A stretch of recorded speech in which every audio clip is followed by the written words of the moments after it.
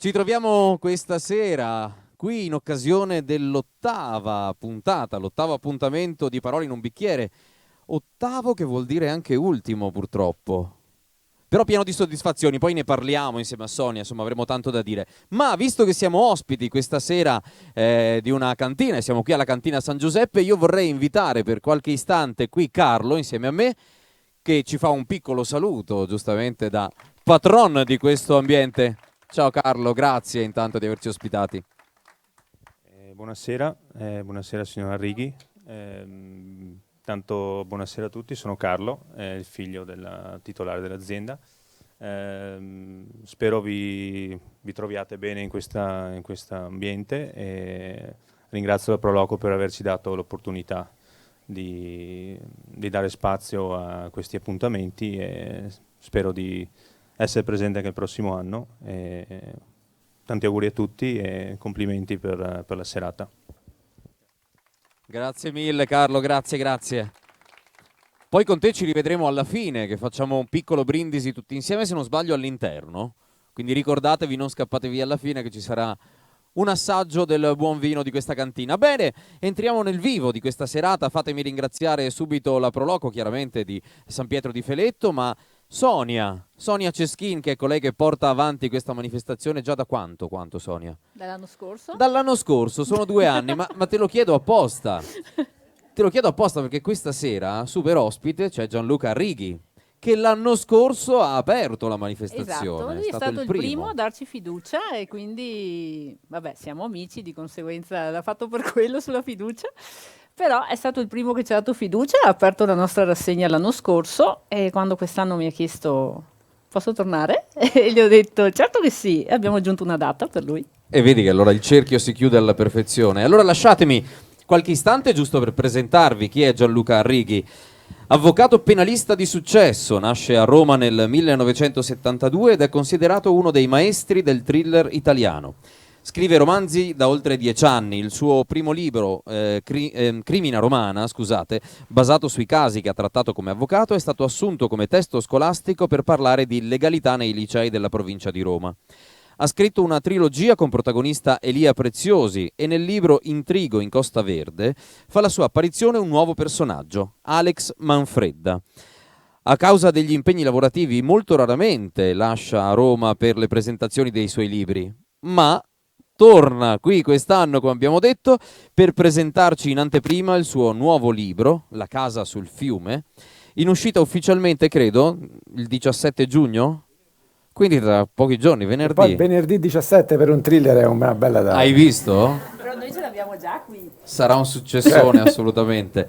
Opzionato anche questo libro per diventare un film. Opzionato anche ormai qualcosa di più, si sta già lavorando sulla sceneggiatura, sulla scelta degli attori, adesso ne parliamo. Ecco, parliamone, sì, cioè nel senso... Certo. È per quello che ti facevo quel discorso prima del doppiaggio, che sono entrato ho assistito a una sessione di Certo. doppiaggio, proprio perché ovviamente questo sarà un film internazionale, quindi un film in inglese che verrà ovviamente doppiato poi in Italia e quindi ho coiniziato, io siccome sono molto curioso, ho iniziato anche a vedere un pochino come funzionano le regole del doppiaggio, dove si svolgono, insomma tutto questo mondo Magico, questo mondo meraviglioso. magico che adesso poi ne parlerò anche con Sonia, magari mi sta dando gioia ma anche qualche dolore. Perché adesso ve lo spiego. E allora Tanto- adesso io vi lascio chiacchierare amabilmente e noi Perfetto. ci rivediamo poi alla fine di questo evento. Buona serata a tutti. Grazie.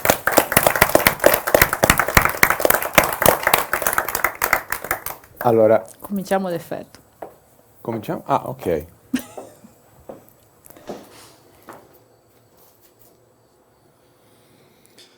Sono a letto. Non riesco a dormire. Dalla camera degli ospiti di sotto arrivano gemiti e risate. So bene ciò che sta accadendo. Papà e la cavallona stanno facendo le porcherie. Lui non doveva più vederla. Mamma glielo aveva detto chiaro e tondo.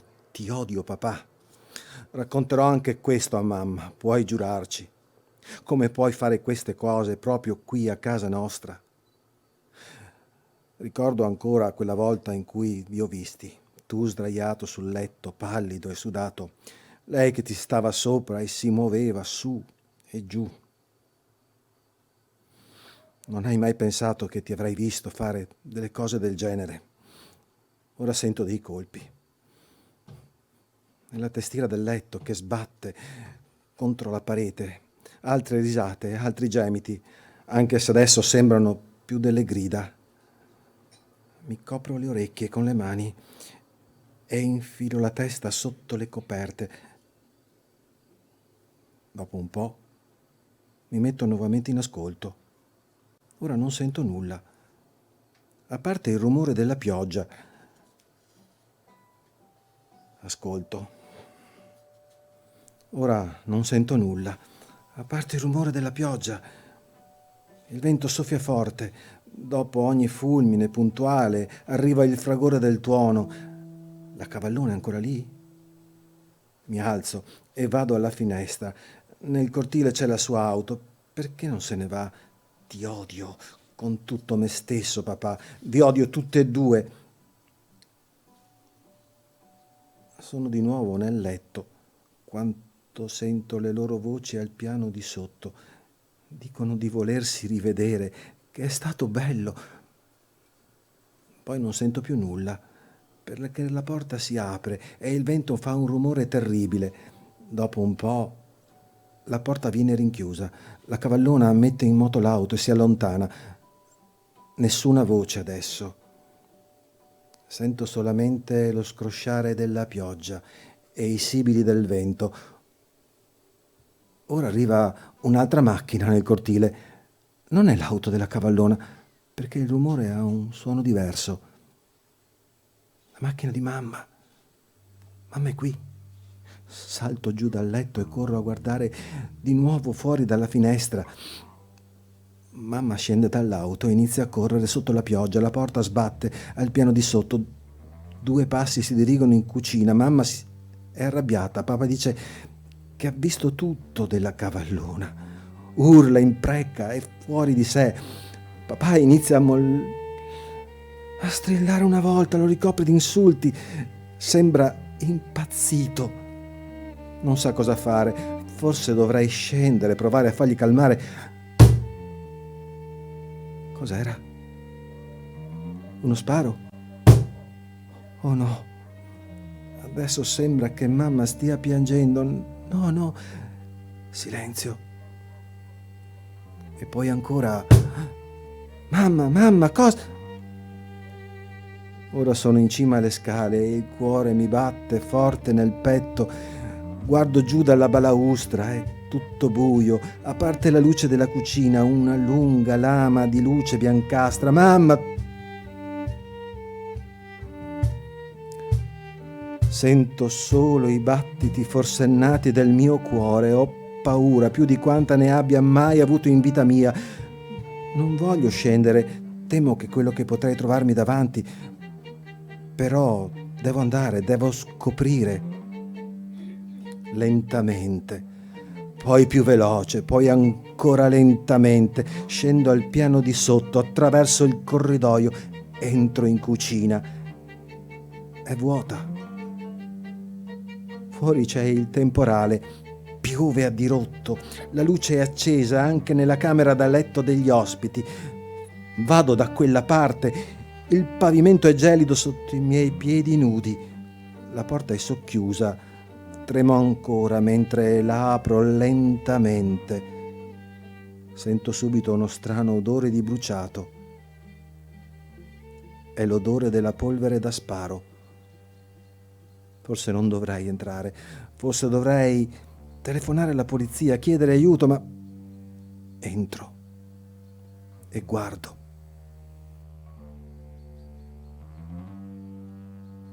Mamma è stesa a terra. Papà è sopra il letto. La pistola è sul pavimento. C'è una luce rossa su entrambi, sulla camicia di papà, sulla testa di mamma, umida, scintillante, che gocciola. Gli occhi di mamma sono spalancati, mentre quelli di papà sono chiusi. Eppure mi fissano. Vorrei correre via, e invece vado verso mamma. Forse non è morta. Mi chino e la guardo da vicino. Morta, morta, morta. E la pistola? No, no, non devo toccarla. Poi guardo di nuovo papà, non posso farne a meno. È sul letto con gli occhi chiusi. Oddio, no, sono aperti. All'improvviso ha aperto i suoi occhi morti e ha cominciato a fissarmi. Scappo via. Piango e tremo, ma non vedo. Non vado nella mia camera da letto. Mi nascondo giù, nella cantina. Ho freddo, ma lì sono al sicuro. Papà ha aperto gli occhi, ma è impossibile. Devo nascondermi, nascondermi, nascondermi.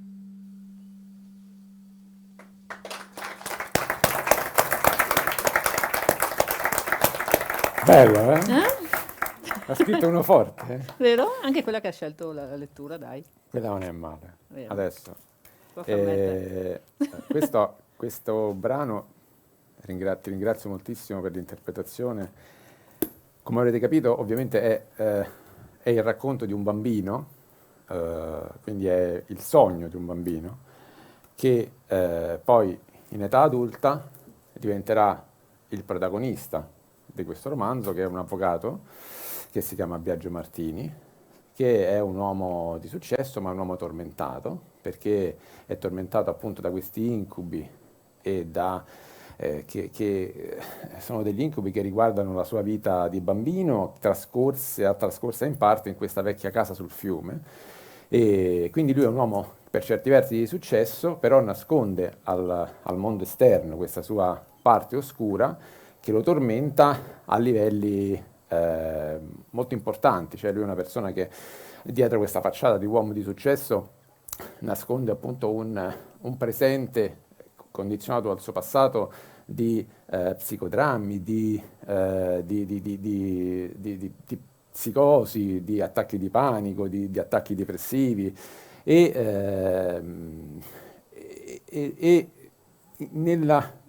sta ovviamente cercando di risolvere di risolversi come personaggio, perché tutto è legato appunto a ciò che avvenne 35 anni prima, quindi quando lui era soltanto un bambino nella vecchia casa sul fiume, ossia il fatto di aver assistito all'omicidio-suicidio dei suoi genitori.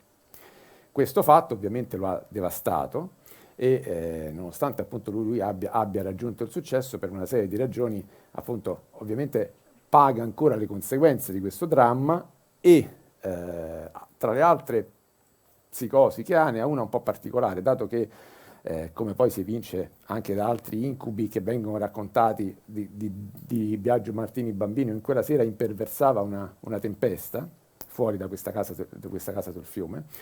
Lui soffre di un disturbo che si chiama astrafobia, che è un disturbo invalidante, che è il terrore dei temporali.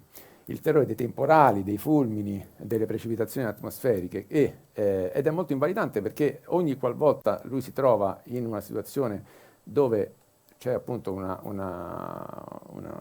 minaccia di un temporale, ovviamente si blocca e questo ulteriormente aggrava la sua situazione. Lui riesce attraverso appunto una moglie molto, molto, molto presente, molto forte a compensare queste sue debolezze, ripeto, nonostante sia un uomo di successo e si è anche costruito una famiglia meravigliosa perché ha 2 figlie bellissime, intelligenti, alle quali lui ha sempre cercato di nascondere il suo passato e in parte ci è riuscito perché appunto voleva, e il suo obiettivo è quello di farle crescere in un ambiente sereno, differente da quello in cui lui e la sua sorella, che è un altro dei personaggi principali del romanzo, hanno dovuto vivere.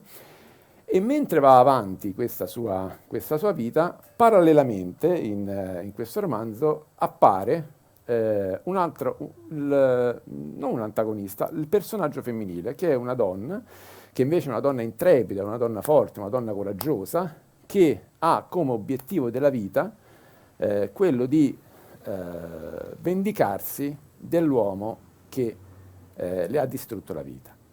Biagio e Agata, questa donna si chiama Agata, che tra l'altro svolge un lavoro un po' particolare, perché comunque svolge un lavoro che è un lavoro di autotrasportatrice, che insomma quest'onda rosa sulle strade italiane è qualcosa che negli ultimi anni sta prendendo sempre più piede, è un lavoro che sempre più spesso stanno facendo, viene svolto anche dalle donne, e appunto in questa Biagio e Agata non si conoscono, non si sono mai incontrati, e per una serie di ragioni che ovviamente scoprirete soltanto leggendo il libro, a un certo momento le loro vite, ripeto, nonostante loro due non si conoscano, si incroceranno e i loro destini appunto devasteranno reciprocamente le loro vite in una maniera assolutamente inesorabile.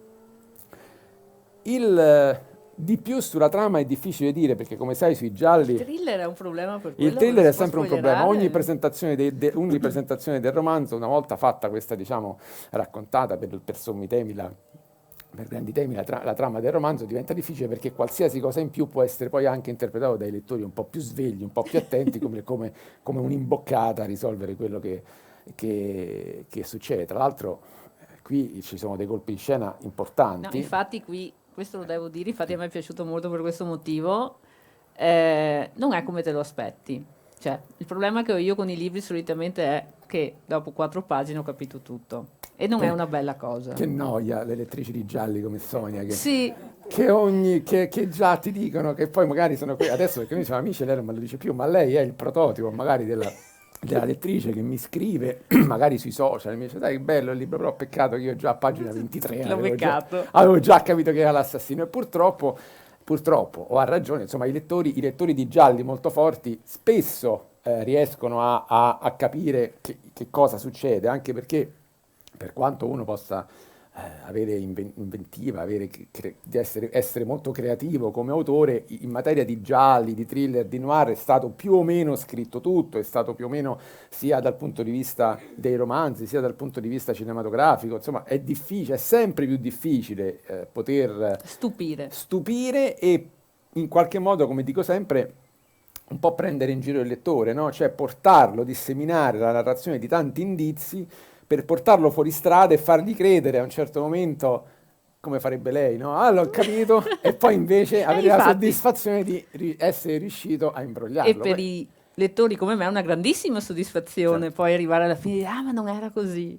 Infatti qui c'è questa narrazione parallela, anche perché poi qui c'è questa narrazione parallela per cui di fatto ci sono determinati fatti, tutta la narrazione si svolge su 2 binari paralleli e tutto viene visto, tutti i fatti vengono analizzati in qualche modo, vengono ripercorsi dal punto di vista di Agata e dal punto di vista di Biagio, che ripeto sono 2 persone che non si conoscono, e quindi poi questa narrazione inevitabilmente si intreccerà. Ed è anche più difficile capire come stanno le cose perché hai effettivamente il punto di vista dei 2 personaggi, non hai una narrazione esterna che magari ti potrebbe far capire. Questo è il famoso narratore esterno che adesso insegnano anche a scuola, mia figlia che sta qui da qualche parte, adesso a scuola, nelle scuole medie, anche nei licei, insegnano come si scrive un libro, e c'è il famoso narratore esterno. C'è poca gente che scrive in Italia, lo insegnano a scuola, lo giustamente. insegnano a scuola. Il narratore onnisciente, no? Il narratore si chiama narratore esterno onnisciente, che è quello che interviene nella narrazione e sa tutto, ovviamente senza svelare più di tanto, però ti spiega un po' di cose. Invece in questo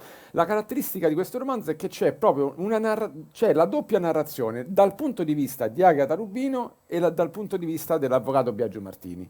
Ed è qualcosa di un po' particolare, ma questo, ripeto, diciamo, è un complimento che mi ha fatto Sonia, che ovviamente ha letto il libro in anteprima, e che per mia fortuna mi stanno facendo anche tutti coloro, gli addetti ai lavori, che spesso, che come capita sempre, stanno leggendo in anteprima il libro. Questo romanzo uscirà venerdì, uscirà al 17 in libreria, però ovviamente la prassi è quella per cui gli addetti ai lavori, i giornalisti, i critici lo ricevono prima per poter poi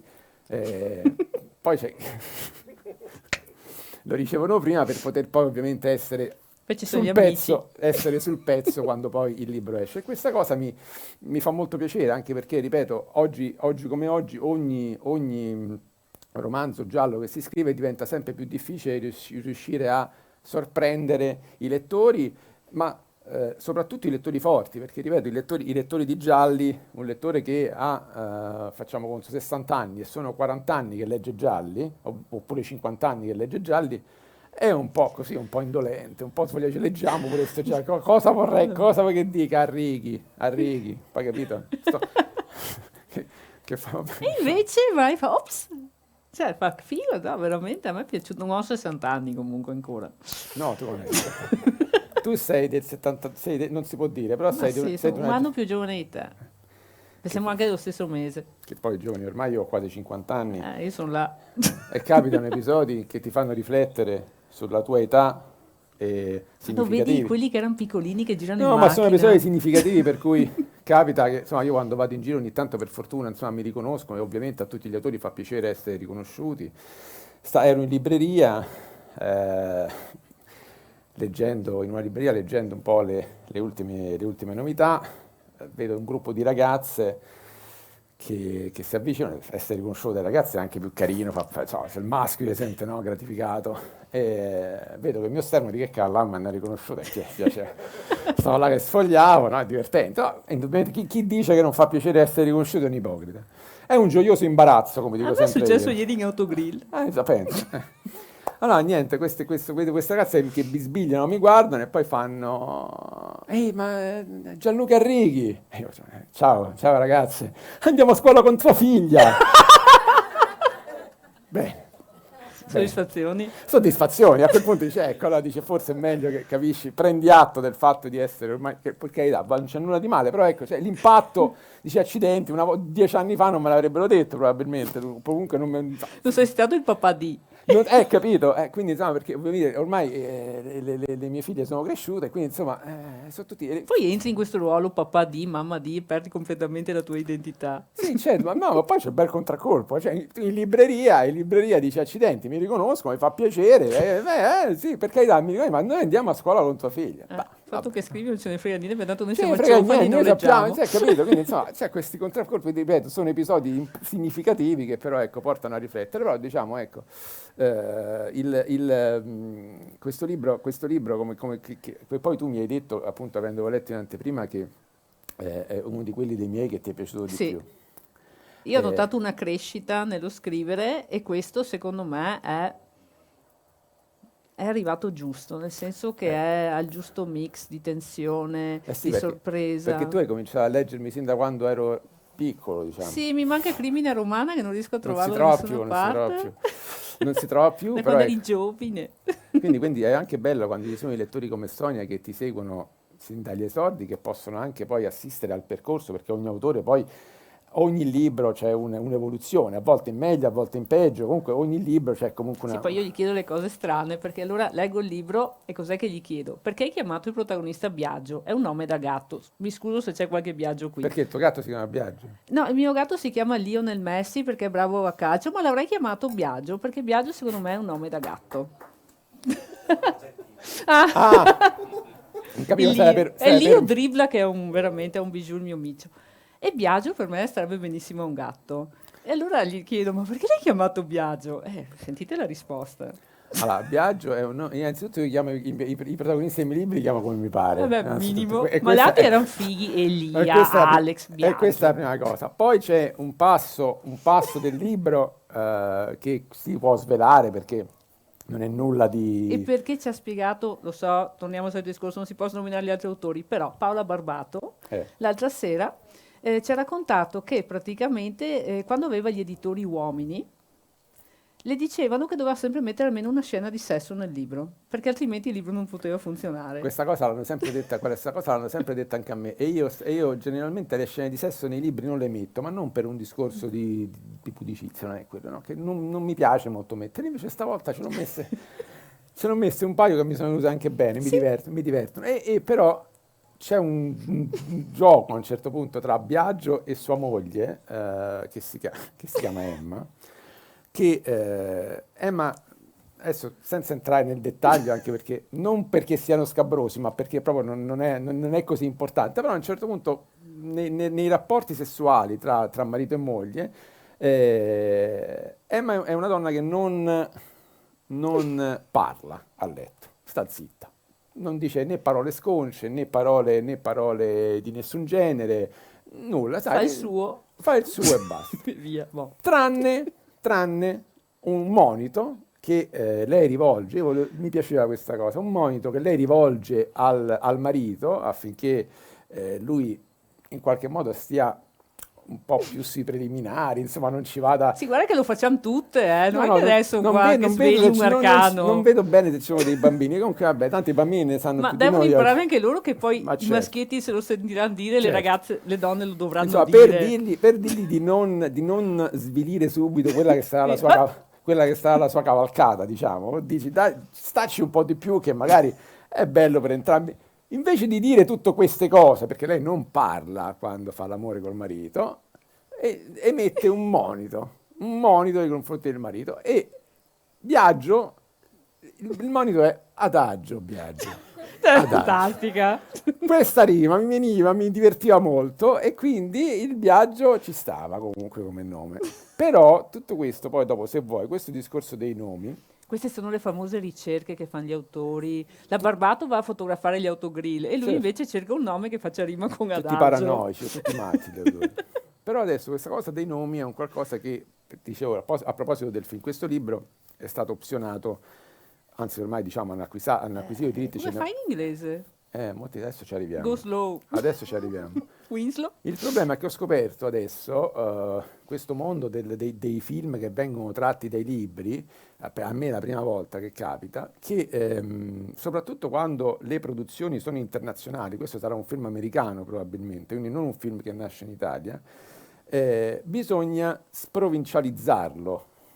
È una cosa che a me non piace, però bisogna sprovincializzare il romanzo. E quindi la prima cosa che mi hanno detto che probabilmente accadrà, questo romanzo si svolge a Brescello, che è un piccolo paesino, il famoso film Giovanni. dove girarono Don Camillo e Don Peppone, Camillo. no? In provincia di Reggio Emilia. E c'è anche una caratterizzazione territoriale, ovviamente, in questo romanzo. Loro mi dicono no. Il romanzo che viene tratto da un film, quando il film è di una produzione internazionale, quindi un film che poi verrà recitato in inglese e doppiato in italiano, quando viene poi doppiato in italiano, voi sapete che dov'è il nostro presentatore che non vedo ma c'è da qualche parte? È lì. C'è il famoso doppiaggese, li sentite? Noi siamo tutti abituati a sentire i film doppiati in italiano con quella dizione perfetta. Ehi John, queste frasi un po'... Campione. Ehi campione! Non dice nessuno al figlio campione in Italia, campione. Ehi campione, com'è andata a scuola? No? Che parlano così.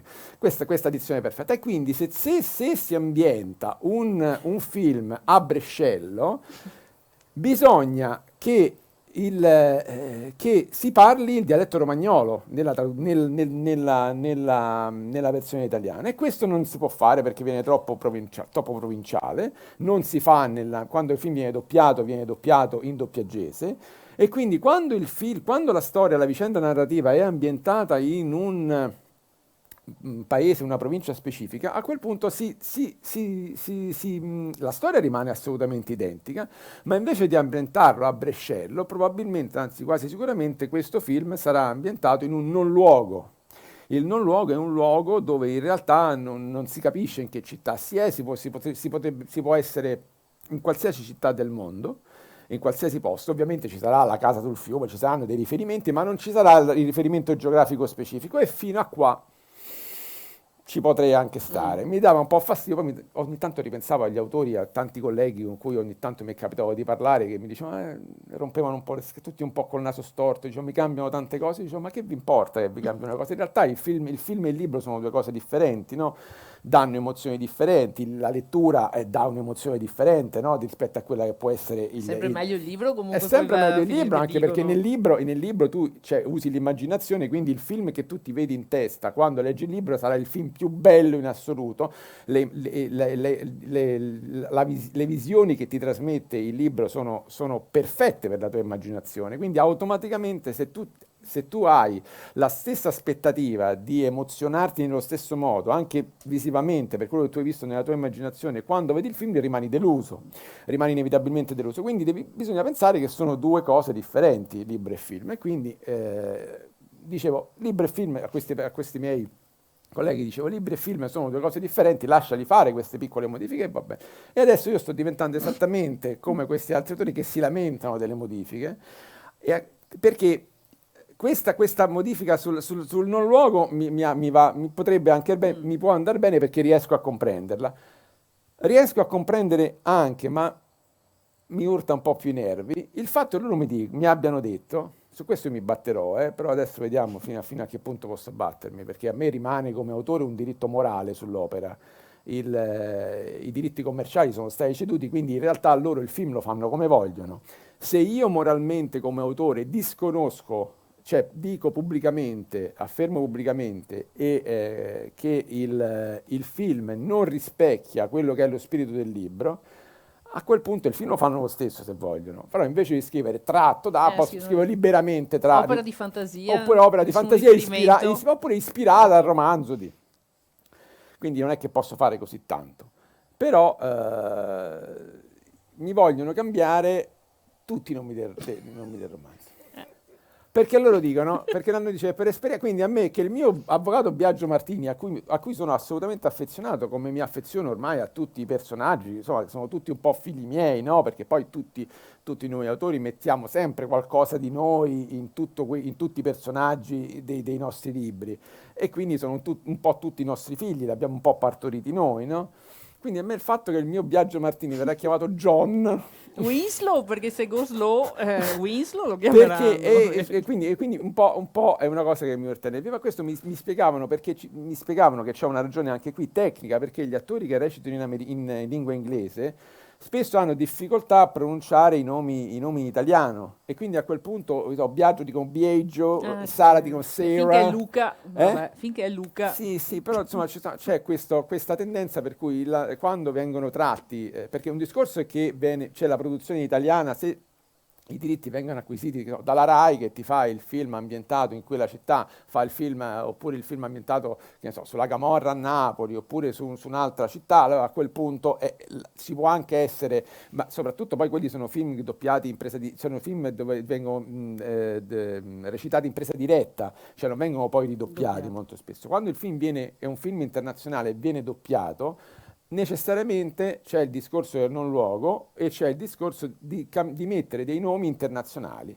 Ecco, io però, anche perché poi ho cominciato a pensare, ma fammi pensare, tutti i nomi di tutti i personaggi, ma veramente in lingua inglese sono storpiati? No, perché tu adesso pensa, tu hai letto il libro, in questo libro c'è Biagio, che secondo me è un attore, se fai l'attore e vieni pagato l'ira di Dio, però impari a di Biagio, che non è così difficile.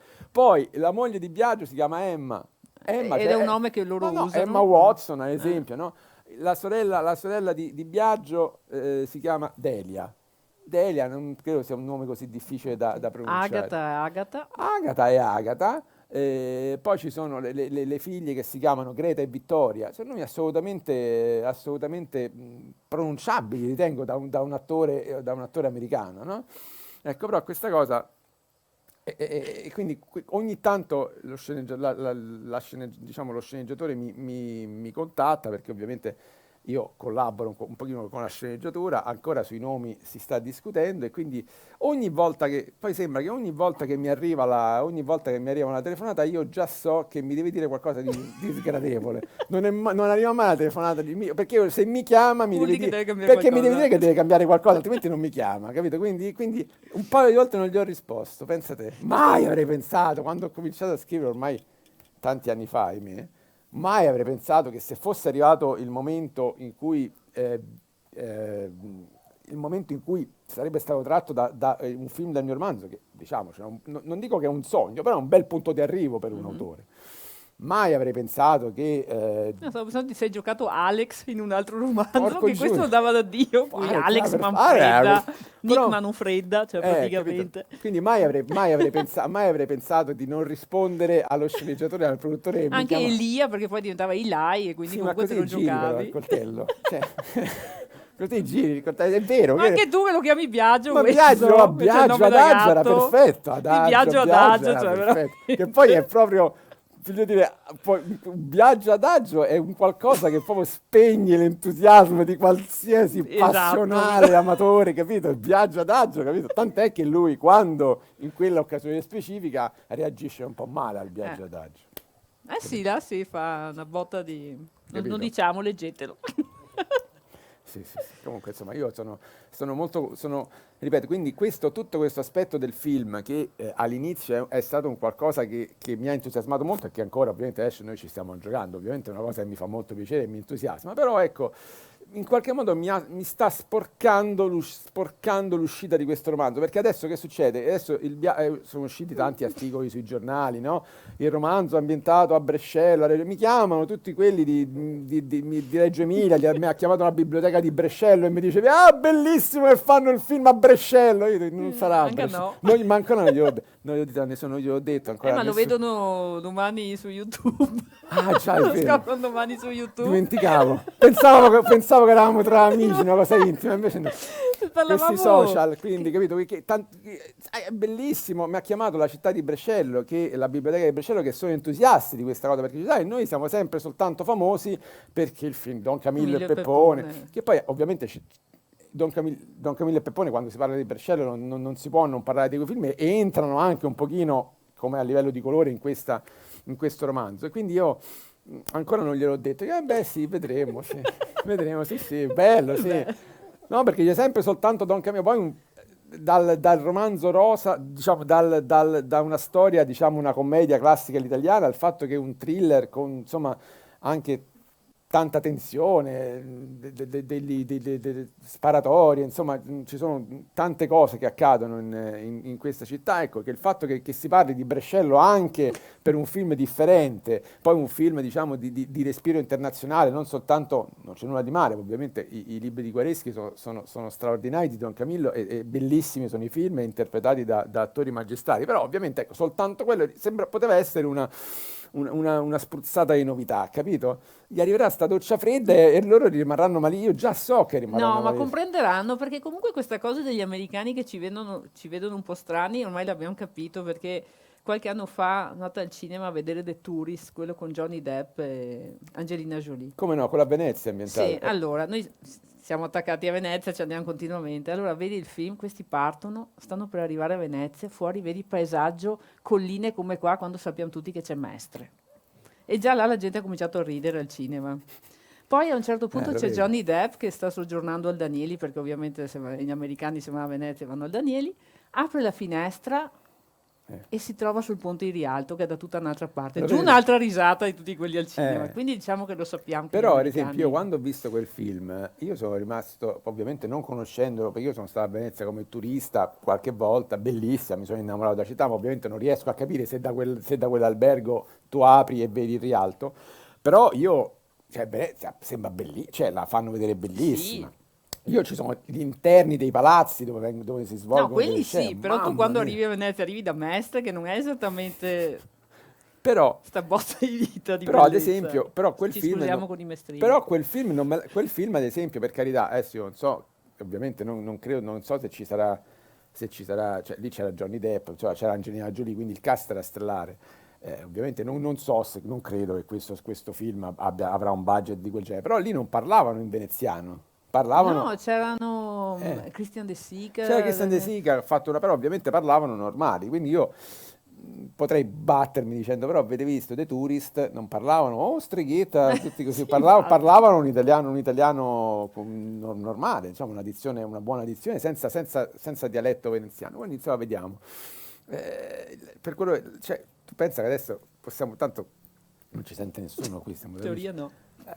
io non potrei dire assolutamente, mi hanno vietato, ma siccome mi fanno innervosire questi produttori, io stasera l'attrice, tutti mi dicono, ma chi sono gli attori che sono stati contattati, chi sarà lui, chi sarà lei, no? E pare che ci sia, poi io ho deciso che non voglio più essere scaramantico, perché voglio non dire mai chi è questa attrice, perché che abbiamo contattato, perché non si fa. E io invece, quando mi capita lo dico, perché Se fai basta. uscire un libro di venerdì 17 vuoi fare quello che Faccio vuoi. quello che voglio, no? Esatto. È un'attrice che ovviamente io non so io la conosco perché ovviamente io ho visto ovviamente vedo tanti film thriller, soprattutto ho visto tanti film tratti dai romanzi thriller. È l'attrice che ha fatto, che ha interpretato la protagonista femminile nel romanzo, nel film quello americano, tratto dal romanzo di Stieg Larsson, Uomini contro le donne. Tu non so se l'hai Non mi mai visto. rapace?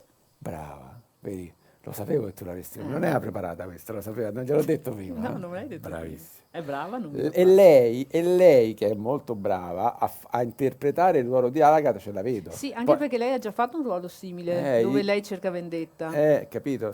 Pensate attento a quello perché ho detto che pensavo ti stesse sfuggendo qualcosa di spoiler. No, no, però dove Poi l'hai lei- detto tu prima che è animata la vendetta, Certo, quindi no, mi no, attacco quello si può lì. dire. Poi lei è tatuata, quindi siccome è il personaggio di Agatha, che ci sta sempre bene, no, no? ci sta, non mi che rapace. ci potrebbe essere. Io ti dirò che me l'ero immaginato un po' più prosperoso e tutto, perché quando ho pensato alla donna camionista ho pensato al film, è un film vecchio, perché Di sono Serena anziana. Grandi, Teresa, con Serena Grandi. E Luca Barbareschi. Sì. Tutti pensano a quello perché poi in È realtà... l'unica camionista che Ma si è sì, vista. perché questo? Perché poi dopo vatti anche a ingegnare, a cercare le cose, come dicevamo prima, cercare l'originalità anche nella fisionomia e nelle attività dei personaggi. Dico, che gli faccio fare io?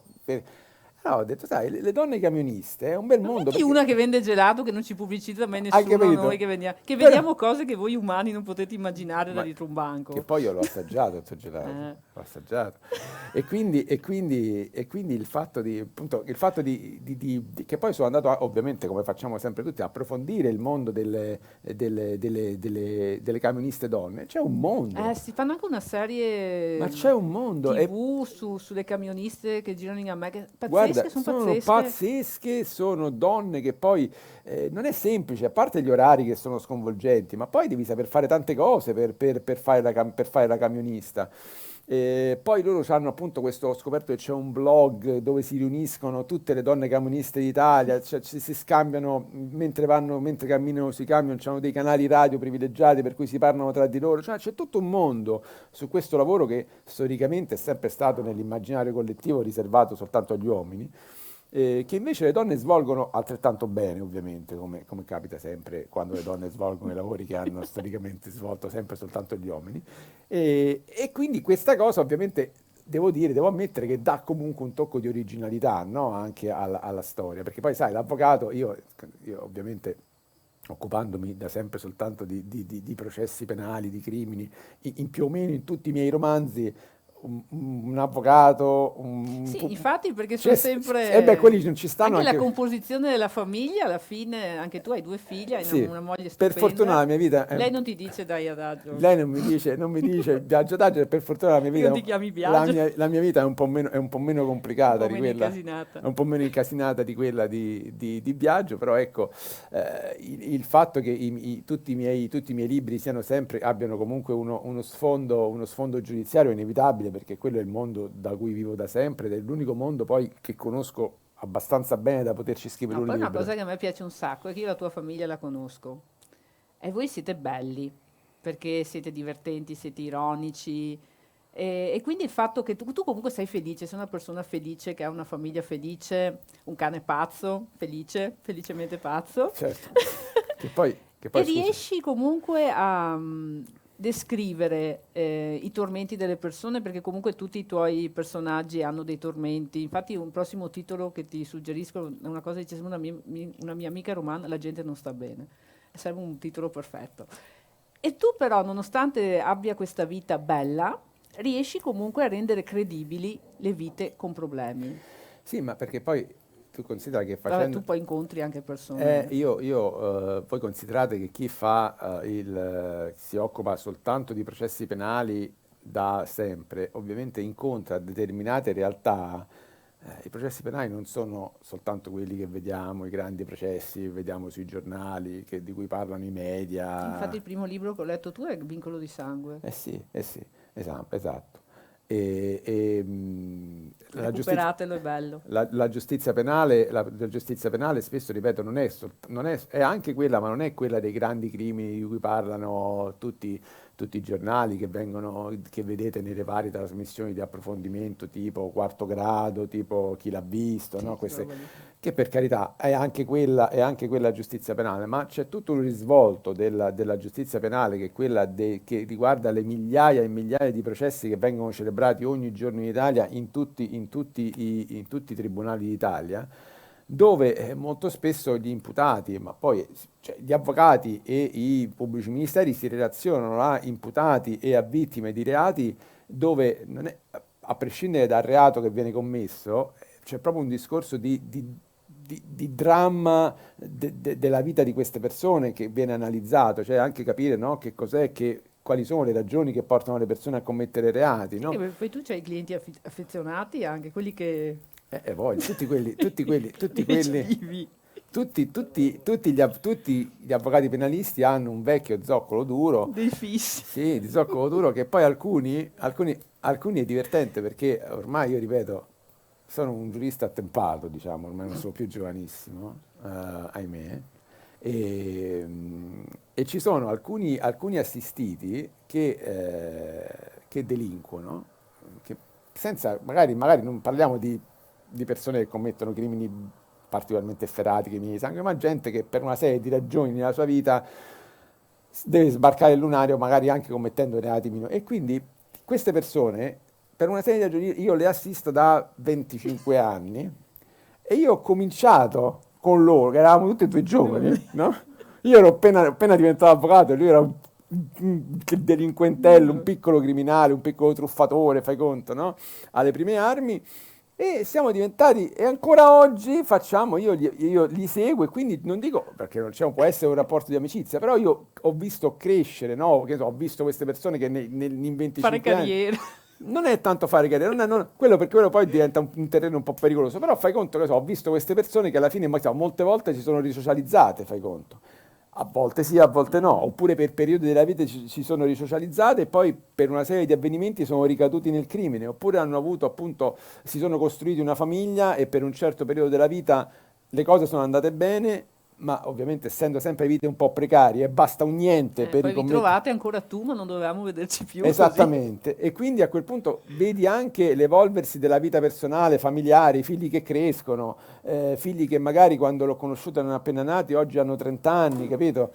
Quindi insomma, te sei portato, cioè tu ti avvicini necessariamente anche alle problematiche personali di queste persone, e quindi le fai tue. E quindi io da lì, io lo dico sempre, la realtà criminale è la più grande fonte di ispirazione per chi deve scrivere un giallo, un poliziesco, un noir, perché ovviamente supera la più fervida fantasia. Poi ovviamente la storia viene romanzata, ripresa, ma tutto quello che io scrivo nei miei libri, nei miei romanzi, è sempre direttamente o indirettamente. Tu citavi prima Vincolo di Sangue. Vincolo di Sangue è quello che gli americani direbbero un true crime, cioè un romanzo verità. Quella è una vicenda realmente accaduta, la persona mi ha autorizzato a scrivere una serie di cose sulla sua vita, quindi quello è ovviamente tutto reale, ma anche tutti gli altri romanzi di fiction, ovviamente direttamente o indirettamente l'ispirazione nasce sempre o dal punto di vista fattuale, o dal punto di vista proprio psicologico, o dal punto di vista proprio della personalità di un individuo piuttosto che di un altro, che io inserisco poi all'interno della No, e quello era piaciuto particolarmente perché non è tutto bianco e nero, non tutti nascono buoni o cattivi, ci sono comunque percorsi di vita che ti portano ed è bello quindi anche poter conoscere le persone, non solo come te le dipingono appunto in TV, quando c'è il fatto di sangue, dici, ma quello ha fatto così, magari ti chiedi anche perché. Beh, in realtà quello è ciò che poi a me ha sempre appassionato della materia della criminologia, ed è l'aspetto poi del diritto penale che mi affascina di più e che ho sempre studiato di più, cioè quali sono, perché in realtà il criminale cattivo, il criminale malvagio esiste, perché la letteratura criminale e anche psichiatrica lo riconosce, ma il criminale malvagio e spietato, il serial killer, anche se vogliamo parlare di serial killer, c'è, ma ce n'è uno su 1000. Gli altri 999 reati, anche reati di sangue che vengono commessi da persone che magari in un contesto diverso, se fossero vissuti, cresciuti in un contesto differente, quelle persone non avrebbero mai commesso quel reato. Questo ovviamente non vuol dire in nessun modo Che venga giustificato. giustificare, no? Perché Non è comunque quello. scegli. Ma certo, non è quello, non è la giustificazione, lungi da me assolutamente, però la cosa che mi affascina è la comprensione del fenomeno, cioè che cos'è che porta, no, queste persone, che sono persone in apparenza normali, a commettere anche crimini efferati. Vincolo di sangue parla di una donna che ha Ucciso la figlia. ucciso la figlia adolescente perché si disse il delitto di lode. Se vi capita andatevelo a vedere, ne ha parlato anche Storie Maledette, direi 3 tante volte. Il delitto di lode nel 93, nell'estate del 93, questa donna uccise la figlia adolescente in modo brutale, Sì, anche. a bastonate, per poi avvolgerla in un sacco, per poi gettare il cadavere in una roggia. E, ecco, questa donna, ciò che è emerso nei media dell'epoca è stata che questa donna si era innamorata del fidanzato, tra l'altro fidanzato di 50 anni, quindi un uomo molto adulto, molto adulto, è brutto dire 50 anni molto Molto adulto. adulto. Allora non volevi dire vecchio. Accidenti, fortuna non ho detto vecchio. vabbè. Diversamente giovane. Diversamente giovane, quindi e lei, essendosi innamorata di questo fidanzato diversamente giovane della figlia, per gelosia ha ucciso la figlia. In realtà, e quindi lei è stata addirittura, pensate, inserita nei trattati di criminologia tra le assassine più spietate della storia, perché poi le donne che commettono reati di sui sangue, figli. sui figli, il figlicidio esiste, ma la maggior parte delle donne che commettono figlicidio quando il figlio è appena nato. Sì. Perché c'è tutta una Sì, problematica. non sì, se ne rendono, non è voluto, non non è è una vera voluto, volontà. insomma, tant'è che è talmente differente che non viene chiamato omicidio, ma viene chiamato figlicidio, proprio perché c'ha una connotazione anche giuridica differente, psicologica differente. E quindi il fatto che invece fu un discorso mediatico quello di raccontare in maniera molto superficiale, questa donna poi venne difesa molto male nel processo, da un avvocato che venne poi radiato dall'albo, quindi insomma una donna molto semplice che non aveva né i mezzi per essere difesa bene, insomma tutta una serie di cose, ma a me quando poi mi contattò e mi chiese e mi raccontò la sua vicenda, emerse in maniera assolutamente lampante, che è poi quello che io racconto nel libro, che lei ha ucciso la figlia e su questo non se ne discute. Lei è stata condannata all'ergastolo, è una delle poche donne condannate all'ergastolo, passerà la sua vita in carcere e lei ha sempre ammesso questo reato terribile. La cosa differente è che lei ha sempre voluto gridare al mondo, è quello che io attraverso il libro in qualche modo le ho dato voce, che il movente non era quello. Il movente non era quello, il movente era assolutamente differente. Questo ovviamente non cambia nulla. No. Il movente da questo punto di vista poi in Italia non ha alcun valore, cioè non cambia nulla la ragione per cui tu hai ucciso. Però lei disse: non è che io ho ucciso questa mia figlia perché ero innamorata del fidanzato di mia figlia, ma perché questo è un uomo, mia figlia è una donna, una ragazzina ribelle, c'erano tutta una serie di problematiche, per cui la madre era assolutamente contraria al fatto che la figlia di 16 anni avesse una relazione sentimentale con un uomo di 50 anni. Questa situazione ha creato per un lungo periodo, per diversi mesi, un attrito devastante tra madre e figlia, e a un certo punto la situazione è degenerata, la madre ha perso la testa e ha picchiato la figlia fino a ucciderla. Attenzione, questo non vuol dire Non è nulla, è un atto terribile, ma capite bene che una madre che uccide la figlia necessariamente si assume la sua responsabilità, ma anche lei morirà giorno per giorno perché è una cosa da cui non ne uscirà mai nemmeno lei. Pagherà dal punto di vista giudiziario, ma lei anche ovviamente si porterà dentro questo dolore per sempre. Però questo dolore, il fatto che tutti quanti, addirittura nei trattati di criminologia, l'avessero etichettata come donna che aveva ucciso la figlia adolescente per motivo La passionale, lupa di Verga. esattamente, per un motivo passionale, quando in realtà il motivo passionale non c'entrava assolutamente Niente. nulla, è un qualcosa che la faceva soffrire ancora di più. Ecco, quindi questo per far capire, io mi sono interessato a quel caso in particolare, possiamo anche dire il nome, è l'omicidio, lei si chiama Rosalia Quartararo, ovviamente lo trovate su internet dappertutto, è un caso di pubblico, insomma. Che noi ogni sera diamo una cosa da andare a cercare su Google. L'altra volta era se i pinguini hanno le ginocchia. Questa volta una cosa un po' più seria.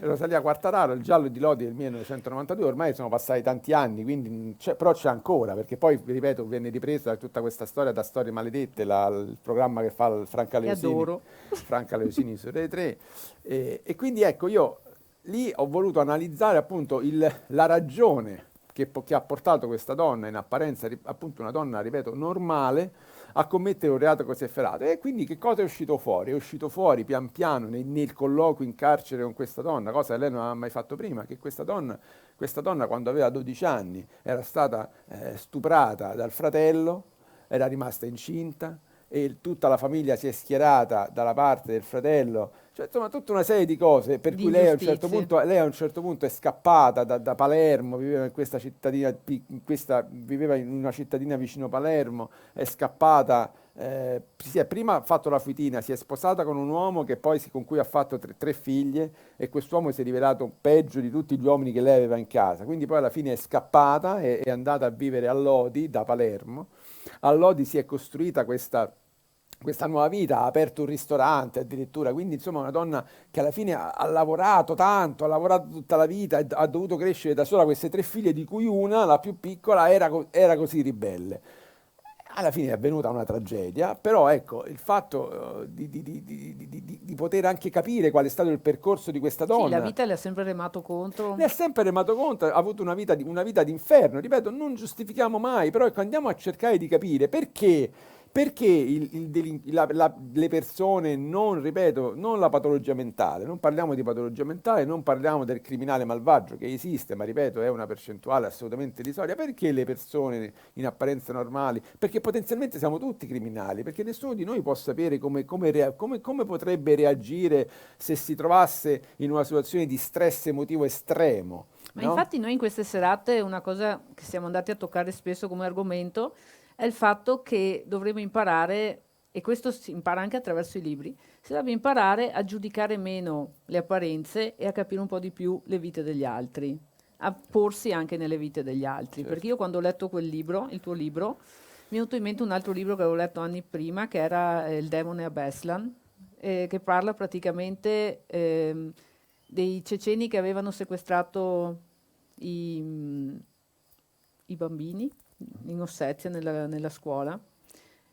E tutti all'epoca abbiamo detto, ma come si fa a fare una cosa del genere qua e là? Tu leggi questa storia e ti racconta come il perché loro arrivano a tanto. Non è E mai, quindi non è mai tutto bianco, non è mai tutto tutto nero. Non è nero. mai tutto bianco, tutto nero. Questo è... E poi c'è un altro discorso, ma questo diciamo, è più propriamente giuridico, che quindi magari alle persone può interessare meno, però è comunque noi abbiamo una Costituzione italiana che prevede che la pena debba sempre tendere a rieducare il condannato. Quindi è troppo facile pensare di buttare, di mettere in carcere una persona, buttare via la chiave e non interessarsi più di questa persona. Quindi bisogna comunque cercare di aiutare queste persone che commettono anche crimini così efferati. Ma tu vuoi considerare che le donne, che i figlicidi in carcere sono una razza maledetta. Mm. In carcere chi uccide il figlio, i poliziotti che vanno in carcere, sono una razza maledetta che I quindi pedofili. pagano una doppia pena. Lei è stata in carcere, Rosaria Quartararo è stata in carcere, è stata violentata in carcere, è stata picchiata in carcere proprio perché è appartenente alla razza maledetta dei figlicidi, quindi una doppia pena. Quindi c'è tutto un Sì, ma mondo. infatti questo libro è atroce perché questa donna soffre perpetuamente, È cioè incredibile, incredibile. Che poi è una donna che, essendo molto semplice, è una donna che non ha studiato, non ha mai avuto modo di poter leggere i libri, quindi ha avuto sempre anche tanta difficoltà a aprirsi con gli psicologi del carcere per spiegare. ma anche perché cioè, è stata tradita comunque dalle persone da cui non dovresti mai essere tradito, la tua famiglia, Ma certo, quindi... ma certo, ma certo. E infatti quando poi stavo scegliendo le letture per il libro, del libro, volevo appunto dare l'idea di chi sia Biagio, perché appunto per il fatto che un personaggio non è mai bianco o nero. Sì. Gli altri personaggi ho pensato che fosse più facile, più giusto che li scoprissero loro leggendo. Però invece per Biagio ho scelto Che poi Biagio è un personaggio che comunque alla fine del romanzo si risolve. sì, È un personaggio che si risolve, fa un percorso e riesce a risolversi, però anche Biagio ripeto, a differenza della sorella, perché ovviamente il dramma l'hanno vissuto tutti e due, però lui è un uomo che alla fine ha raggiunto il successo, mentre la sorella quindi rispetto anche a un evento drammatico e sconvolgente come può essere quello dell'omicidio-suicidio dei genitori, c'è chi pur soffrendo può riuscire a farcela e chi invece, come la sorella di Biagio, Delia, non riesce a farcela. Però lei è comunque, tra virgolette, è in una situazione che è comunque statica e decisa. Invece Biagio si trova in una situazione dove all'apparenza lui è a posto, ha successo, ha tutto. In realtà dentro È devastato. è devastato. E infatti nella lettura che ho scelto parla proprio di questo, cioè di come la gente lo vede e di come lui è. Lo sai che fa freddo anche stasera? Non ci sono le coperte termiche perché Arcangelo le ha fatte No, bruciare. L'anno scorso, non so se c'è qualcuno che No, c'era non l'anno ci sono scorso. quelli delle coperte L'anno termiche. scorso io sono venuto l'anno scorso e c'era un tempo, È avuto giù il diluvio, Il diluvio. che il Biagio lì si è arrampicato sui hai muri. capito? E ho visto, ripeto, 2 o 3 persone con la coperta termica. Ma cavolo, a giugno! Le ha con la bruciate Arcangelo. Però non me lo scorderò mai, eh. Infatti sono troppo figo, te La l'avevo coper- messo anche nel video, quello piccolino tutto tuo. Vai pure. Un autentico signore indistruttibile. Sarebbe dovuto essere un uomo tutto d'un pezzo, senza timori e solido come una roccia, non come era terrorizzato dai temporali, che beveva ai limiti dell'alcolismo, che era psicologicamente instabile. Era come se dentro a Biagi Martini ci fossero 2 persone, ciascuna delle quali voleva essere l'altra. Emma aveva portato le ragazze al cinema e la casa era troppo silenziosa senza di loro. Biagio frugò i vecchi CD, ne trovò uno che si adattava al suo stato d'animo attuale e lo inserì nel lettore. Greta e Vittoria, scherzando, gli dicevano che spesso che lui era un boomer per questo suo modo antico di ascoltare la musica. Un drink? Meglio di no. La dottoressa Pasotti raccomandava sempre di non mischiare alcol e ansiolitici. Sprofondò nel divano cercando di rilassarsi, ma si alzò pochi minuti dopo. Provò a leggere, guardare anche una serie su Netflix, sbrigare del lavoro che si era portato a casa. Accidenti alla pioggia. Non poteva neppure andare in giardino. In realtà non aveva voglia di fare nulla. Cominciò a vagare senza meta nel grande salotto arredato con gusto e in stile moderno. Emma aveva scelto i mobili della casa ed erano molto differenti da quelli scuri e un po' antiquati che lui preferiva. Persino la sua poltrona, la poltrona di papà, come la chiamavano le ragazze, aveva uno strano rivestimento blu elettrico e non era così comoda né così spaziosa come lui avrebbe gradito. I gusti di Emma tendevano al geometrico. Alle pareti c'erano stampe di Theo van Desburg. E allora? Lui le aveva detto che non gli importava come la moglie avrebbe scelto di arredare la loro nuova casa e all'epoca, e per qualche anno più avanti, questo era stato assolutamente vero. Ma adesso anche quel particolare aveva assunto una certa importanza.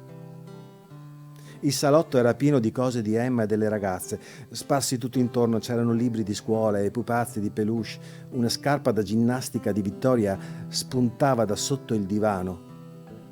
Non c'era nulla lì dentro che avesse l'impronta di Biagio, che riflettesse in qualche modo la sua personalità. Sembrava quasi che lui fosse un intruso. L'intera casa era di Emma e delle ragazze. L'unica stanza che potesse in qualche modo definire sua era lo studio, ma anche quella sembrava impersonale. Cosa raccontava di lui? C'era una libreria piena di asettici volumi di diritto e procedura civile, un computer che usava per lavorare o per navigare in rete quando ne aveva voglia, il modellino di un aereo che qualcuno gli aveva regalato talmente tanto tempo prima che non riusciva neppure a ricordare quando. La scrivania seracinesca che aveva acquistato in un negozio d'antiquariato. Tutto quello era lui? Chi sono? Pensò. Il signore indistruttibile? Il signor vorrei tanto essere normale? Il signor Psicolabile? La verità era che non lo sapeva, e forse questo dipendeva dal fatto che il vero Biagio Martini era morto insieme ai suoi genitori in quella dannata notte di 35 anni prima.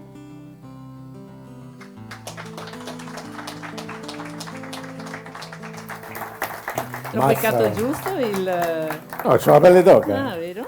Vedi che sentito da altri, che tanto lo leggi da solo non fa lo stesso effetto. No, è bello, è bello. Ogni volta, infatti, mi dicono spesso le volte in cui, perché tu sai che io non mi allontano quasi mai da Roma, no? Perché Sì, ovviamente vieni solo da me. vengo solo da te perché io ho difficoltà a allontanarmi perché Però anch'io vengo a Roma da te.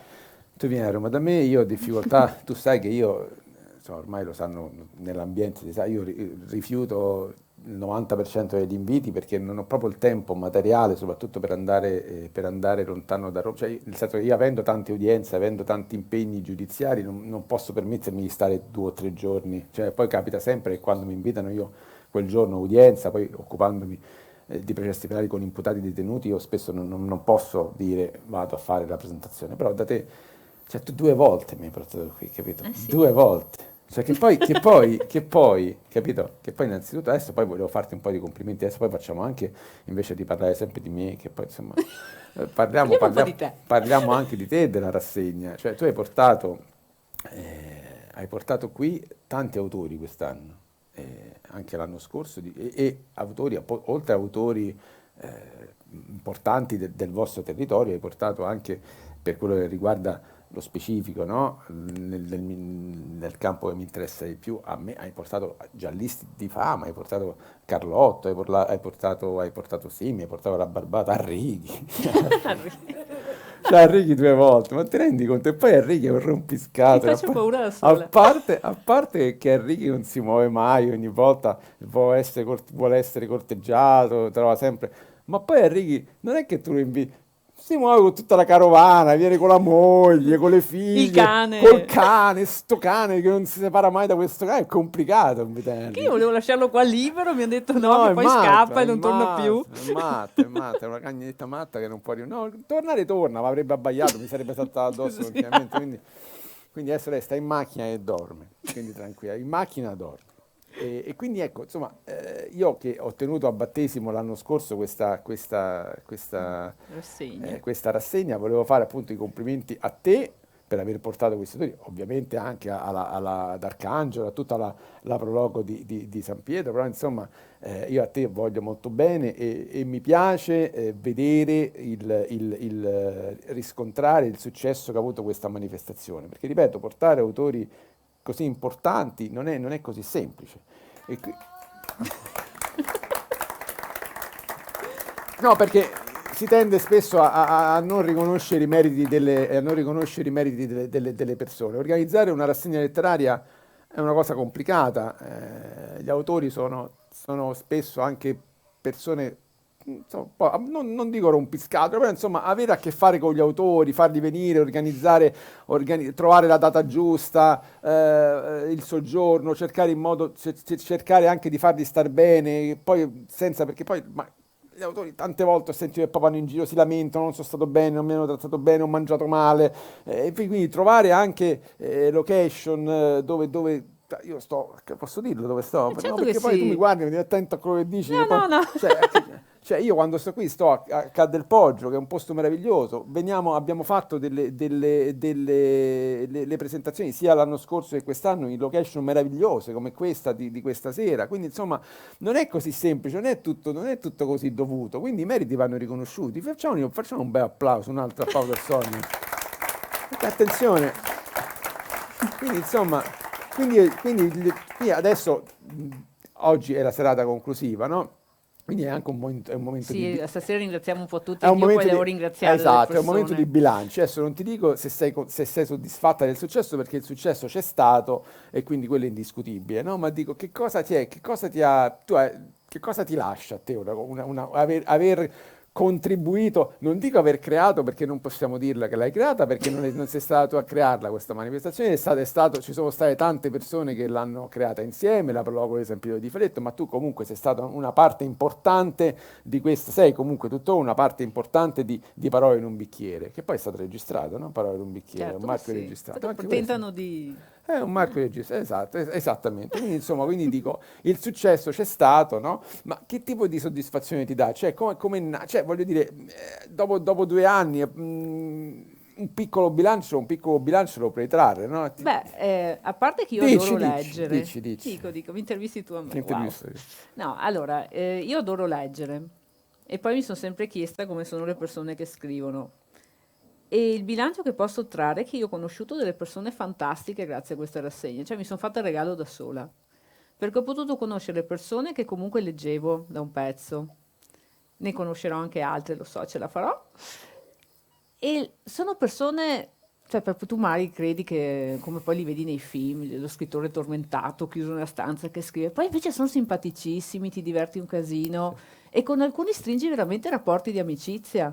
Certo. Perché a parte con te, che sei stato il mio primo amico, però per esempio quest'anno Valeria Corciolani, cioè ci siamo innamorati tutti di Valeria. Valeria Corciolani è qualcosa di spettacolare come persona, cioè proprio è dolcissima, buona. E poi anche, beh, Simi e compagna, spettacolari, non avrei mai detto, invece ho passato 2 giorni con loro bellissimi, ci scriviamo ancora, cose così. E poi il riscontro della gente mi è piaciuto perché siamo riusciti a portare fuori la sera le persone, anche diverse sere di seguito. Siamo arrivati a toccare mercoledì le 100 presenze, che cioè, non è che sia facile. Poi una cosa bella che abbiamo fatto, abbiamo rimesso in moto il mondo del teatro, perché ho chiesto a una mia amica che bazzica il teatro gli attori per fare le letture. E lei mi ha portato 4 compagnie, 3 compagnie teatrali e un gruppo di lettura. E loro si sono dati, sono anche qua stasera, loro si sono proprio dati anima e corpo a questa cosa, si sono imparati, hanno fatto le prove, si sono trovati la sera, ci sentivamo al telefono, descrivimi il personaggio, tu che hai letto il libro. E poi i ragazzi che hanno suonato, perché a parte loro che sono bravissimi, però loro comunque sono già sul pezzo, non bisogna insegnare niente a loro. Noi abbiamo avuto una ragazzina di 14 anni che si è preparata 3 mesi e ha suonato la tastiera senza spartito e ha fatto tutti i pezzi. Abbiamo un ragazzino di 15 anni che con la chitarra è un mostro, che, cioè Simi ha voluto suonare con lui e poi ha voluto fare la foto per dire tu un giorno sarai famoso, io potrò dire che ho suonato con te, che è stato notato da un produttore una di quelle sere. E questo è stato la cosa più importante, perché l'idea che io volevo portare avanti. Allora, a parte una cosa egoistica che è conoscere gli scrittori, portarmeli a casa, mangiarci assieme, conoscerli, è promuovere il territorio perché noi abitiamo in un posto che è stupendo, è poco conosciuto, però è stupendo. Le persone, tutto quello che lavorano, anche la Proloco, tutto quello che fanno, noi ci impegniamo a fare un sacco di cose, cioè siamo un paese di 5.000 abitanti e non facciamo solo costicine. Cioè promuoviamo un sacco di eventi e fare una cosa del genere, una rassegna letteraria che magari pensi la fanno solo in determinati posti, noi l'abbiamo fatta qui. E abbiamo anche autori che mi scrivono e mi chiedono posso venire e io ho dovuto rispondere non ho più posto. Ah no? Cioè, figata. Ma c'è. E poi Guarda che appunto, non sono cose scontate queste. infatti, e poi promuovere appunto anche questi ragazzi, cioè a parte i ragazzi del teatro, tra l'altro tra i gruppi teatrali si è aggiunto un ragazzo giovane che veniva comunque proprio da una scuola di teatro e tutto, è venuto insieme a loro che sono comunque amatoriali, si è messo in gioco ed è stato notato, cioè è stato apprezzato il suo talento e di brutto ed è stato bellissimo lanciarlo, come lanciare Giacomo con la musica, cioè far vedere anche ai ragazzi che se ti impegni a fare qualcosa ti viene riconosciuto. Anche perché i ragazzi, poi ho anche i ragazzi che fanno le foto, Lorenzo e Alessia, sono amici di mio figlio. Io sono andata lì proprio a rompere le balle, a dire vieni a farmi le foto. Loro mi hanno detto subito sì. Anche Gloria che ci ha fatto tutte le locandine, perché anche tutta la parte grafica è fatta sempre da una ragazza che andava a scuola con mio figlio. Le abbiamo proposto il progetto e lei è stata lì a lavorare giorno e notte e, in particolare non indifferente, lo stanno facendo gratis. Perché di certo neanche te ti sei arricchita ovviamente facendo No, fare. io ci ho rimesso perché compra libri, vai in gita al Salone del Libro a raccattare gli autori al Salone del Libro, perché sono stata a caccia di autori al Salone del Libro e tutto a mie spese. Fatto volentieri perché i 3 giorni al Salone del Libro sono stati, me lo sono fatto come regalo di compleanno, è stato bellissimo. Però la soddisfazione poi, si dice qua, non è mai pagata, nel senso non lo fai per i soldi. C'è No, questa ma cosa di certo. mettere giù le sedie, tirare su le sedie. Ho mia figlia che praticamente sono 2 anni che mette giù e tira su sedie. Non solo il banner, anche le sedie che fa tutte, perché noi questa cosa la facciamo proprio dalle basi, nel senso portiamo le sedie, le mettiamo giù, poi le tiriamo su, cioè non è che facciamo solo i fighi, ci sediamo qua e beviamo il bicchiere di vino. Quindi è un'esperienza bella e quest'anno è stata bella l'anno scorso, perché l'abbiamo fatta in un momento in cui nessuno voleva far nulla e noi ci abbiamo creduto e l'abbiamo fatta. Di questo ringrazierò tutta la vita Arcangelo che ci ha creduto insieme a me. Questa cosa l'abbiamo creata in pochissimo tempo, parlando, buttando lì e arricchendola sempre un po' di più. E poi quest'anno è proprio non scoppiata, ma è sbocciata. È sbocciata e ogni serata è stata diversa. Qui ci sono persone che hanno visto più di una serata.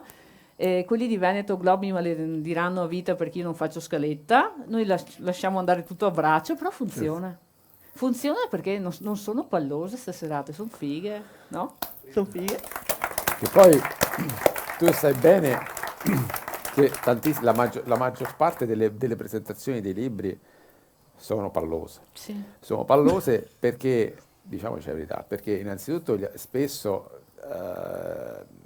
devi anche devi mettere l'autore nella condizione di, ci sono autori che sono pallosi e autori che non sono pallosi, ma anche l'autore palloso, se tu lo metti nella condizione di non esasperare il suo essere palloso, diventa anche divertente. Infatti. Devi saperlo prendere, capito? Perché è chiaro, se tu invece lasci l'autore, ci sono questi autori che si parlano addosso, no? Che si prendono troppo sul serio. Non sono sicuramente quelli che sono stati qui, di quelli di cui non parliamo però insomma lo sappiamo che ci sono tanti autori che si prendono troppo sul serio quando in realtà di Tolstoi e Dostoevsky ne nasce uno ogni, no? Capito? Quindi insomma bisogna tutti insomma non prendersi mai troppo sul serio. Il mio motto è sempre questo qui da sempre, da quando anche ho raggiunto il successo, Infatti diciamo. ti tieni stretto il tuo lavoro tu. Sì, sì. Però diciamo, ecco, in tanti dicono il successo non ti ha cambiato, ma il successo tra l'altro poi è qualcosa di molto effimero, cioè in realtà il successo è qualcosa che un giorno, nel momento in cui arriva dopo un giorno sparisce, cioè basta, nello specifico, basta che sbagli un paio di libri che vanno male o che ti capita il critico importante che ti stronca, quindi insomma devi prendere quello che è, insomma, le cose serie e le cose per cui bisogna prendersi sul serio sono altre, non certo il fatto di aver scritto, cioè tu hai scritto un romanzo, non hai scoperto la penicillina, non hai fatto, no? Quindi ecco, diciamo, quindi l'importante è ridimensionare un pochino tutto e quindi anche gli autori un po' noiosi, un po' prolissi, un po' pallosi, come abbiamo detto prima, se tu sai prenderlo nel modo giusto, sicuramente la presentazione viene più carina. Io per esempio anche, io come fai te, io non mi preparo mai nulla, io quest'anno neanche, non abbiamo presentato mai niente, quest'anno non abbiamo preparato proprio niente. Non No, abbiamo preparato. no, te avevo solo chiesto la roba del viaggio perché ero curiosa io. E quindi, capito, tu pensa che ci sono degli autori anche abbastanza conosciuti che pretendono quando vanno alle presentazioni le domande scritte prima. Non è che cioè, si sa, questo lo sappiamo, io so tranquillamente anche i nomi anche di autori importanti che dice o tu mi dai le domande, cioè, già nel momento in cui tu imposti la presentazione, tu immagina se noi oggi questa chiacchierata l'avessimo impostata, io ti avessi mandato le 10 domande, prima tu c'avevi là quasi che dovevi leggerti, perché oltre Sì, perché stai dando il libro in mano con i post-it con le cose da dire e chiedere. Certo, quindi o te le impari a memoria, o altrimenti se non te le impari a memoria ti devi avere il post-it e scriverti. Tu fai la domanda e la risposta è ovviamente È quella. preparata e cambia completamente. Cioè lo spirito, non c'è frizzantezza, è tutto sa di Ma infatti muffa. la cosa che mi è piaciuta è che quando sono finite le varie presentazioni sono venuti da me il marito di Valeria Corciolani, la compagna di Simi, che loro sono, tra virgolette, costretti ad andare alle presentazioni, no? Sono parenti, ti tocca. E il marito di Valeria ha detto che bello, ha detto perché io non leggo libri, leggo solo quelli, cioè lei quando scrive fa leggere a lui, però lui non ama leggere libri. Fa quindi io vado alle presentazioni, anche quelle degli amici. Invece io mi sono divertito un casino l'altra sera, perché non erano le domande scontate, perché solitamente ti siedi e sai benissimo cosa uno ti chiederà. Invece io mi sono divertito un sacco, poi ho bevuto come non ci fosse un domani e si è divertito anche per quello. Ma infatti mi ha ricordato te su questo, che lui adesso è pronto a fare 3 giorni di festone. L'anno scorso, io non sono abituato a bere, l'anno scorso Per fortuna guida Giulia. è stato Perché- imbarazzante. Sì. Cioè, penso di essere stato ubriaco dall'ora di pranzo per 4 giorni. Che Non com- voleva più andare via perché poi noi gli abbiamo offerto il soggiorno perché è l'unica cosa che offriamo, perché poi loro vengono a spese loro, e anche questo bisogna dirlo, anche gli autori stessi.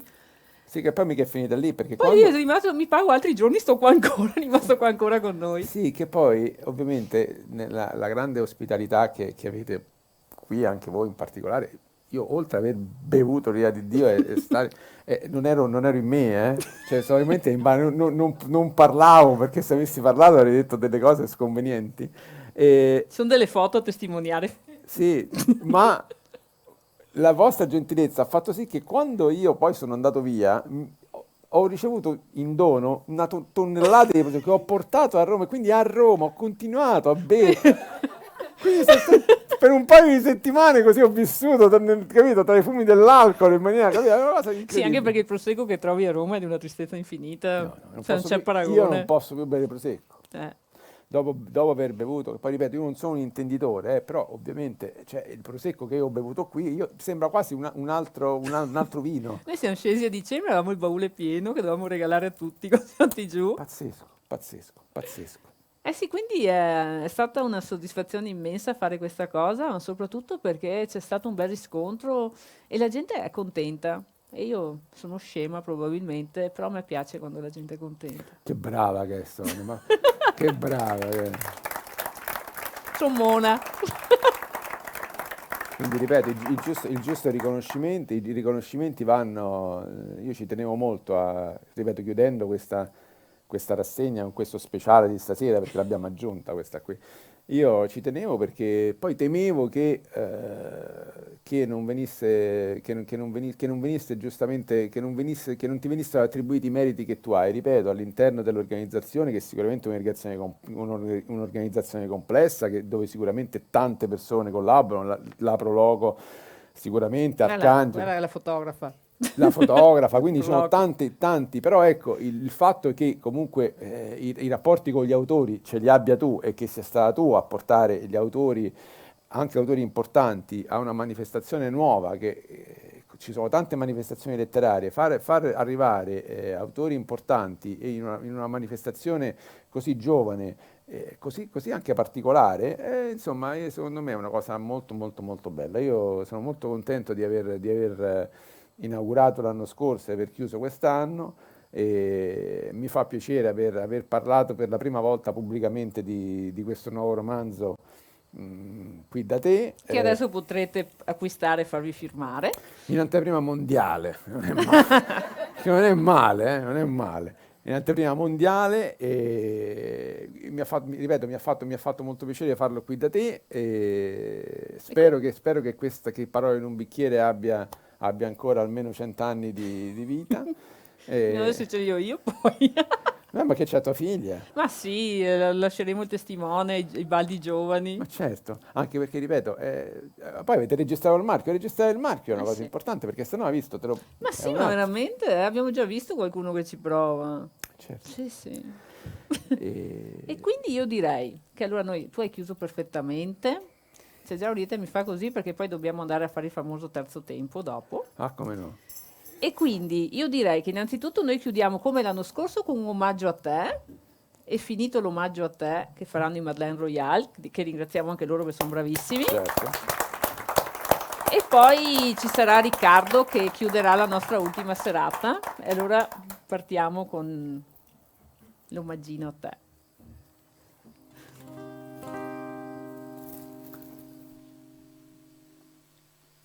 Shot through the heart, and you're to blame. You give love a bad name.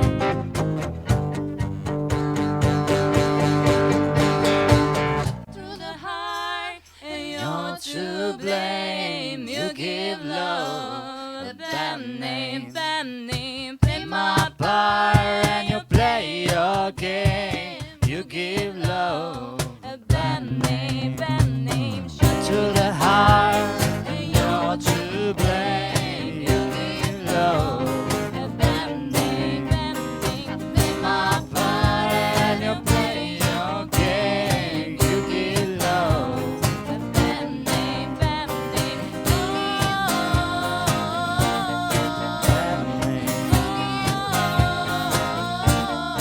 Bad name. Bad name. Bad name.